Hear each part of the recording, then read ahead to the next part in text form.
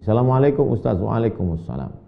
Apa tanggapan Ustaz atas lirik lagu Aisyah? Macam mana lirik lagu Aisyah? Saya tak mengikuti. Kita cari dulu ya, lirik lagu Aisyah.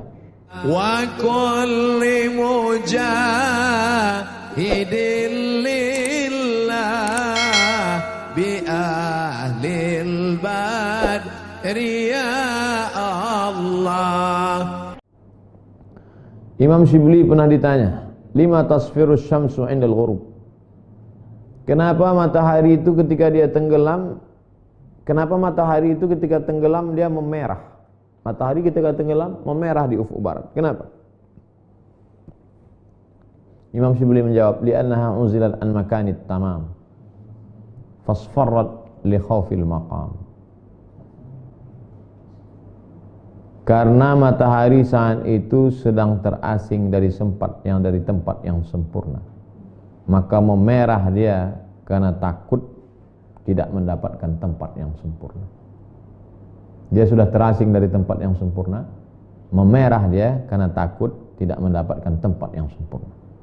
Bagaimana dengan kita? Pernah ada rasa takut dalam hati kita sehingga berubah raut wajah kita? Pernah ada rasa takut dalam hati kita sehingga terpotong-potong jantung kita? Pernah ada rasa takut dalam hati kita sehingga tak lalu makan, tak lelap tidur? Wa kadzal mu'min, begitu juga dengan seorang mukmin, idza qaraba khurujuhu minad dunya, ketika dia sudah mendekati ingin keluar dari dunia ini akan mati, isfarra launuhu, menguning warna kulitnya, li'annahu yakhaful maqam, karena dia takut kedudukannya nanti baik atau buruk, kedudukannya nanti dapat husnul khatimah atau su'ul khatimah, kedudukannya nanti apakah selamat atau tidak. Fa idza tala'atis syamsu, ketika matahari terbit, tala'at mudhi'ah, tapi ketika besok pagi kita lihat matahari terbit, dia tidak memerah tapi terang benderang, bercahaya. Maka dzalikal mu'min, demikian juga orang beriman, idza bu'itsa min qabrihi, ketika nanti dia dibangkitkan dari kuburnya, kharaja wajhuhu yusyriqu, dia bangkit dalam keadaan wajahnya berkilau cahaya. Wujuhu yawma idzin nadhirah ila rabbiha nadhirah, saat itu wajah orang yang beriman itu bercahaya karena saat itu dia memandang yang maha bercahaya, Allah Subhanahu wa taala. Wa yuhka an Ahmad bin Hanbal rahimahullah, diriwayatkan dari Imam Ahmad bin Hanbal, semoga Allah mencurahkan rahmatnya senantiasa kepada beliau. Dia berkata, sa'altu Rabbi azza wa jalla, aku meminta kepada Allah Subhanahu wa taala, an yaftaha alayya baban minal khauf, aku minta kepada Allah Subhanahu wa taala supaya Allah membukakan satu pintu takut kepadaku. Takut, banyak pintunya. Ya Allah, bukakan satu pintu saja untukku supaya aku takut kepada Engkau. Fafutiha, lalu dibukakan pintu itu. Fakhiftu ala aqli, aku takut akalku. Aku takut kepada akalku. Fakultu, aku takut akalku ini liar, menjadi akal yang tak terbendung. Fakultu, aku berkata kepada Allah, ya Rabb, ya Allah, a'tini ala qadri ma utiq, berikanlah aku kemampuan akal ini sesuai dengan yang aku mampu saja ya Allah. Fasakana dzalika anni, setelah itu barulah aku merasa tenang.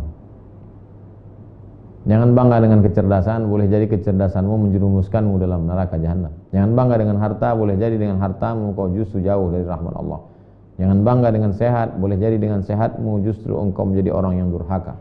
Jangan bangga dengan anak dan keluarga, boleh jadi dengan itu engkau menjadi orang yang lalai. Senantiasa ada rasa takut kepada Allah, takut lupa, takut lalai, takut berkhianat, takut tidak amanah, takut, dan takut. Itulah maqam yang ke-9, yaitu khauf.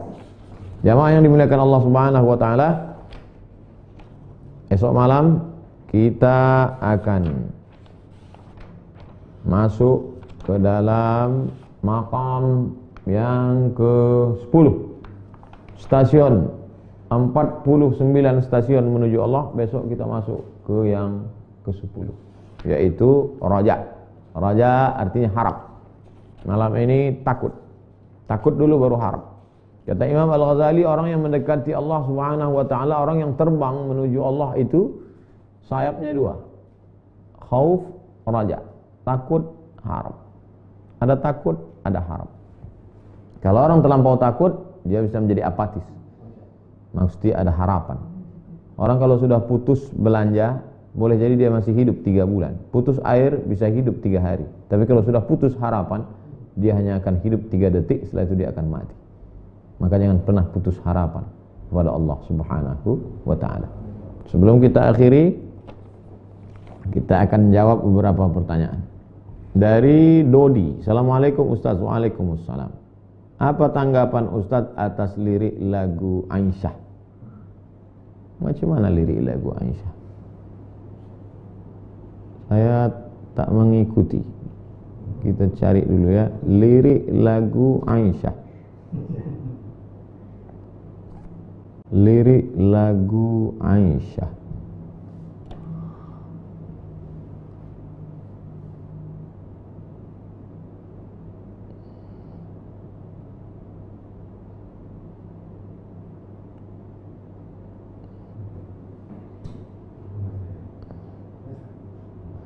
Lirik lagu Aisyah. Mulia indahnya, tak pula.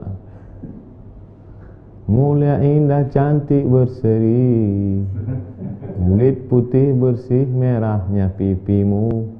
Dia Aisyah putri Abu Bakar, istri Rasulullah. Aisyah itu ibu saya. Yang mengatakan Aisyah itu ibu saya Allah Subhanahu wa ta'ala. Wa azwajuhu ummahatukum. Istri Muhammad SAW itu adalah ibu kamu. Aisyah itu ibu saya. Lalu kemudian keponakan saya yang perempuan, anak adik saya, bertanya tentang neneknya. Dia masih gadis, masih umur belasan tahun. Maka saya ceritakan, Aisyah itu pipinya merah, kemudian mesranya dia dengan, karena begitulah bahasa milenial. Lalu kemudian cerita saya tentang neneknya ke cucu yang generasi milenial ini didengar oleh kakak ibu saya. Cerita saya ke cucu ini didengar, mendengar cerita itu, kamu gak sopan, masa emakmu kamu sifati seperti itu. Bahasa yang saya pilih waktu itu sebenarnya untuk ponakan saya, yang milenial itu, yang masih muda belia itu. Tapi didengar oleh orang tua, dia katakan gak layak, itu bahasa ke ibumu gak cocok, gak sesuai seperti itu. Kedua-duanya sayang. Saya sayang ke keponakan saya, maka saya pakai bahasa yang saya pilih, itulah sesuai untuk milenial. Saking sayangnya saya tidak mau cucunya ini lupa pada neneknya. Tapi juga abang ibu saya sangat sayang kepada adiknya. Dia tidak ingin kami menjadi anak yang kurang ajar, sehingga menyifati suatu sifat yang tak layak untuk ibu kami. Begitulah orang kalau sudah terlalu sayang. Oleh sebab itu jangan lupa, ketika pilihlah kata-kata. Alhamdulillah beberapa hari ini kan sudah ada syair yang baru. Tidak lagi menyebut Aisyah saja. Oh Sayyidah Aisyah, Siti Aisyah, oh Sayyidah. Jadi sudah ada perbaikan syair. Walau la daf'ullahi nasa ba'dhum bi ba'dhin. Kalaulah manusia ini tidak saling amar ma'ruf nahi munkar, saya yakin dan percaya kritik-kritik itu tidak menjatuhkan, tapi menyelamatkan kita semua. Maka bagi insan seni, jangan pernah berhenti, teruslah berkarya. Kenalkan Fatimah, kenalkan Sayyidina Al-Hasan, kenalkan Sayyidina Al-Husain, kenalkan Sofia, kenalkan Ummu Kulthum, kenalkan Zainab.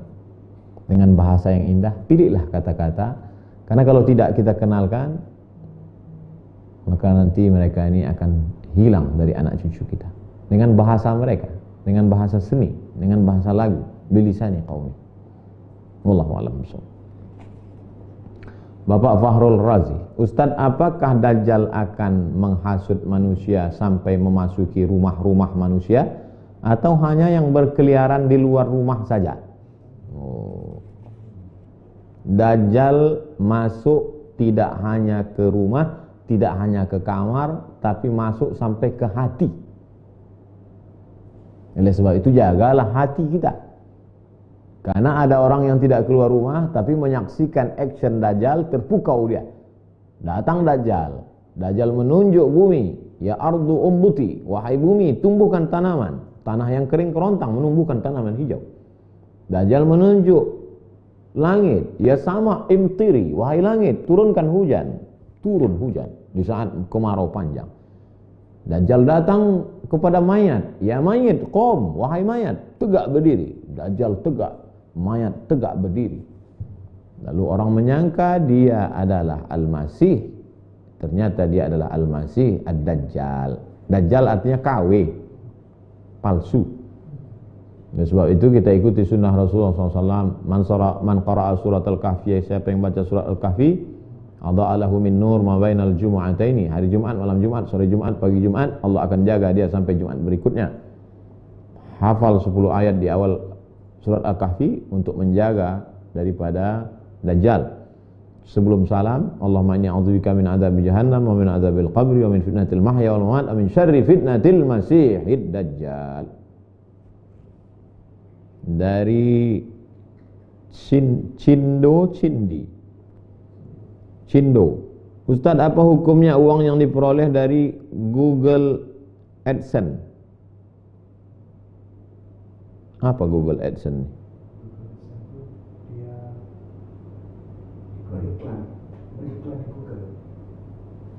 Saya punya produk, lalu saya iklankan. Selama tidak ada ghish, tipu, tidak ada gharar, gambling, judi, tidak ada zulm, aniaya, memakan hak orang lain, maka apapun transaksinya halal. Itulah hebatnya Islam. Islam tidak menyebut nama, tapi yang disebut substansi. Apapun namanya, YouTube, Instagram, Google, apapun nama transaksi.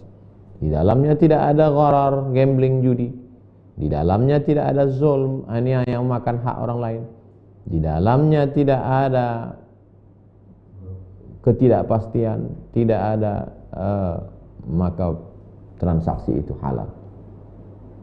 Da'ma yaribuka ila ma la yaribuka. Tinggalkan sesuatu yang meragukanmu kepada sesuatu yang tak meragukan.